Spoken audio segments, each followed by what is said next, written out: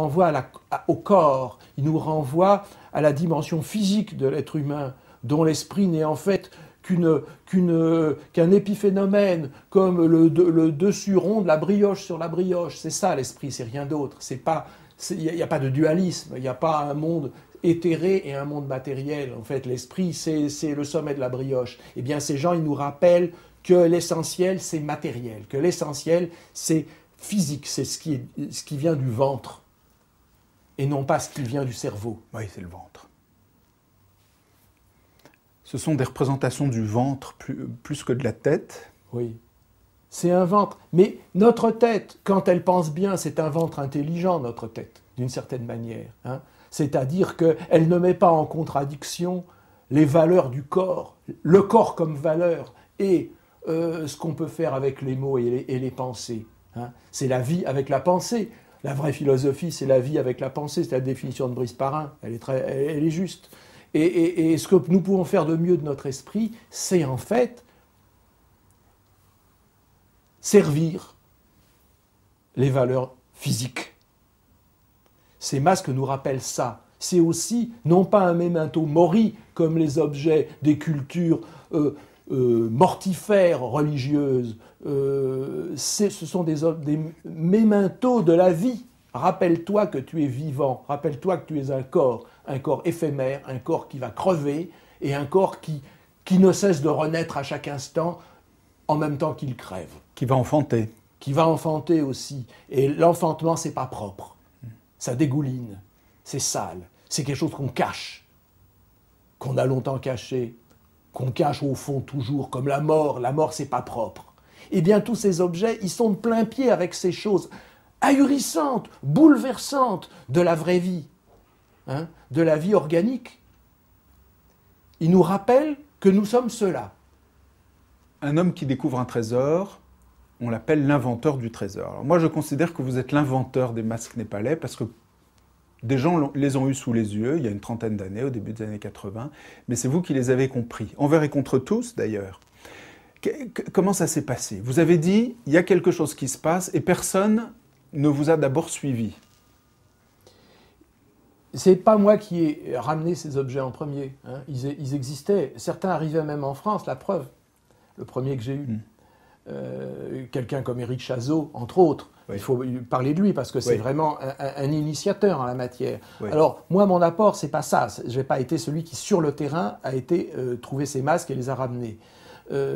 Mais peut-être, je les ai vus, j'ai vu ce qu'ils pouvaient constituer. J'ai vu un continent apparaître. Hein, une espèce de nouveau monde.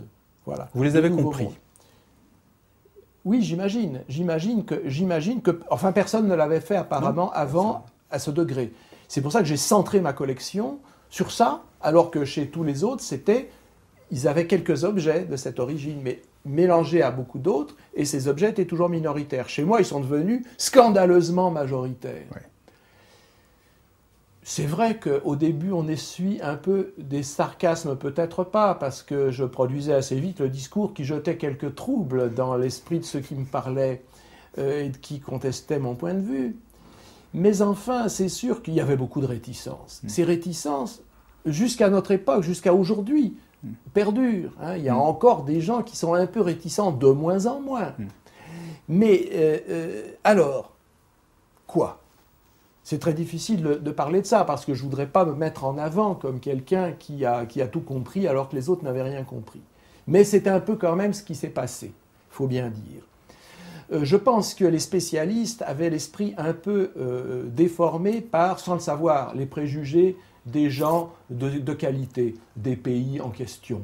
C'est sûr que sans se rendre compte, ces valeurs des classes dirigeantes étaient adoptées par les orientalistes et à un moindre degré peut-être par certains ethnologues, qui ne juraient que par ce qui était déjà connu finalement, les grandes civilisations. Moi, je n'avais pas cette prévention. Et même, par sympathie, je préfère, c'est vrai, ceux qui travaillent de leurs mains à ceux qui se tournent les pouces. Alors ça m'a rendu assez agressif, comme Henri Michaud, vis-à-vis des brahmanes. Et ça m'a rendu plus sympathique, ces gens de peu qui sont méprisés là-bas et qui produisent ces choses-là. Donc il y avait peut-être aussi cet aspect-là hein, qu'il ne faut pas négliger. Alors, je crois que dans ce type d'art, c'est toujours l'artiste, le regard artiste qui arrive à voir ces objets. L'art africain, ça n'est pas les ethnologues, ça n'est pas les historiens qui l'ont découvert. Ce sont des peintres, des sculpteurs. Et ensuite, les ethnologues les ont suivis sur ce terrain. Et c'est évidemment beaucoup plus frappant encore pour l'art tribal, les arts tribaux de l'Himalaya. Ça n'est vraiment ni les ethnologues, ni les antiquaires, même au fond, qui ont mené la barque. C'est voilà, des personnalités un peu outsiders, des sortes de marginaux. Mais c'est pareil, c'est comme les objets. Hein, le marginal devient central à ce moment-là. On va décider, puis on va bien voir ce qui va se passer. Alors évidemment, la grande satisfaction, c'est quand on voit les gens de l'autre camp qui virent de bord, n'est-ce pas, et qui finissent par reconnaître au fond que ces choses existent, et même qu'elles sont intéressantes. Là, évidemment, quelque part, on se dit, c'est en passe d'être gagné. Dans ce qu'on appelle le monde de l'art primitif, c'est la sculpture qui compte. On dit, il faut qu'il y ait une belle sculpture. Tout est acceptable s'il y a une jolie sculpture. On ne sait pas très bien ce que le terme jolie sculpture veut dire, mais vous, ce n'est pas la jolie sculpture qui vous a attiré, c'est l'expressivité, l'expression. Et ça, c'est ce que ces gens-là, ces amateurs, ces connaisseurs ne comprenaient pas, ne voyaient pas.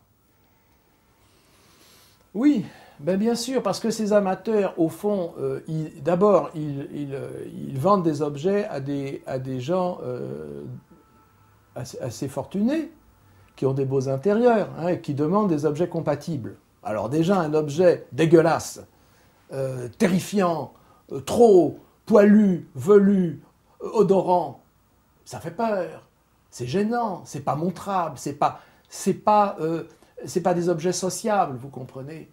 Y a ça. Et puis, je crois vraiment que le regard avait été formé par une forme d'art moderne qui était déjà devenue un classicisme. Parce que le cubisme, au fond, hein, d'abord le cubisme, il existe déjà chez Gis Le Bertus, sculpteur d'Autun, ou chez Zurbaran. Bon, mais aujourd'hui, c'est de l'histoire de l'art, le cubisme. Alors, ces objets-là, ils ne nous parlent pas de ça. Hein. Ces objets du Népal, ils ouvrent le regard sur quelque chose qui n'est pas classé dans le Lagardé-Michard des arts plastiques. Alors, c'est des objets un peu scandaleux, un peu agressifs, mais maintenant, ils sont au musée du Quai Branly. Grâce à vous. Aucun musée au monde ne possède un seul de ces objets. Les musées d'art oriental, comme le musée Guimet, se sont centrés sur les grandes cultures, les grandes civilisations, les grandes religions. L'aspect tribal, chamanique est exclu du jeu, du débat. Aucun des grands musées d'art primitif, même dans le monde anglo-saxon, ne possède à ce jour une collection significative de tels objets. Il se peut qu'il y en ait un ou deux qui soient ici ou là égarés, comme des excentriques.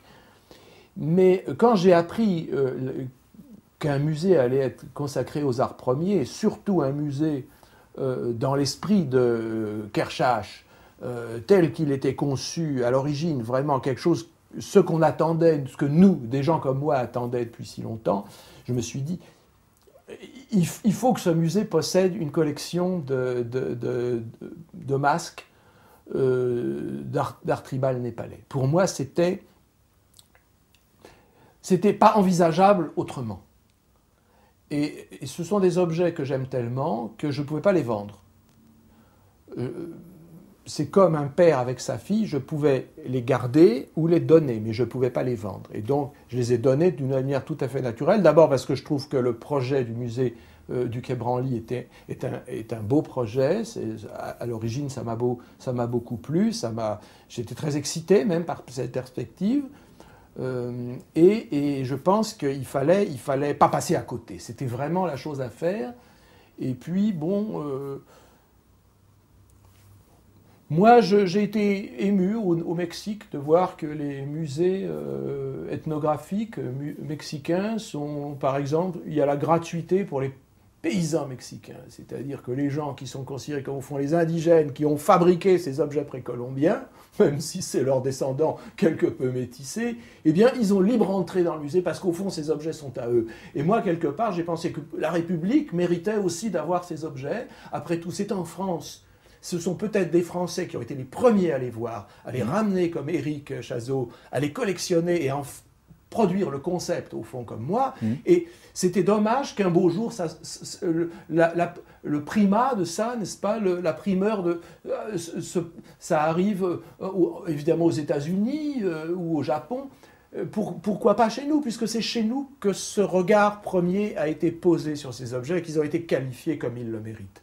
Et donc vraiment, c'était le lieu et le moment de le faire. C'est pour ça que j'ai fait cette donation de 25 masques, dont 3 sont plus classicisants et 22 tribaux, c'est ceux qu'on trouve à l'exposition dans le blanc des yeux, qui sont homogènes sur le plan de l'esthétique, bien qu'il y en ait dedans qui vont un peu en direction de choses compatibles avec le classicisme, mais l'esthétique majoritaire est toujours bien typée comme ce qu'on a dit là, ce qu'on a essayé d'approcher dans notre conversation, c'est-à-dire une esthétique essentiellement minimale, efficace, sans ornement, sans colifichet et sans stéréotypie, sans qu'il y ait un répertoire de formes préétablies dans lequel on va pêcher. Vraiment une esthétique de la création, de l'improvisation à certains égards et de la rencontre, de la découverte et de la rencontre. Et pour moi, qui était un peu le découvreur, au moins au niveau du concept, de l'idée même de cet art primitif de l'Himalaya, c'était vraiment important que ce nouveau musée il fasse la part belle à ces objets invisibles, à ce jour invisibles dans les collections nationales des différents pays, et même, à vrai dire, dans les collections privées. Les choses peut-être sont en train de changer petit à petit, et je pense qu'à ce moment-là, ce qui se passe au musée du Quai Branly va être un catalyseur de cette évolution qui va reconnaître à ces objets leur juste place. Alors, quand je dis leur juste place dans la galaxie des arts premiers, je voudrais bien qu'ils n'aient pas non plus une place dans cette galaxie. Il faut qu'ils continuent à nous déranger, ces objets. Ils sont là pour nous embêter, ils sont là pour être de trop. Il faut qu'ils gardent ce côté turlupin, ce côté trublion. Il ne faut pas les momifier dans un nouveau classicisme. Je sais bien que la gare des Michards finit toujours par tout intégrer, n'est-ce pas? L'académisme, au fond, fait feu de tout bois à la longue. Mais essayons le plus longtemps possible, et peut-être à jamais, de leur conserver cette vigueur, cette force d'interpellation.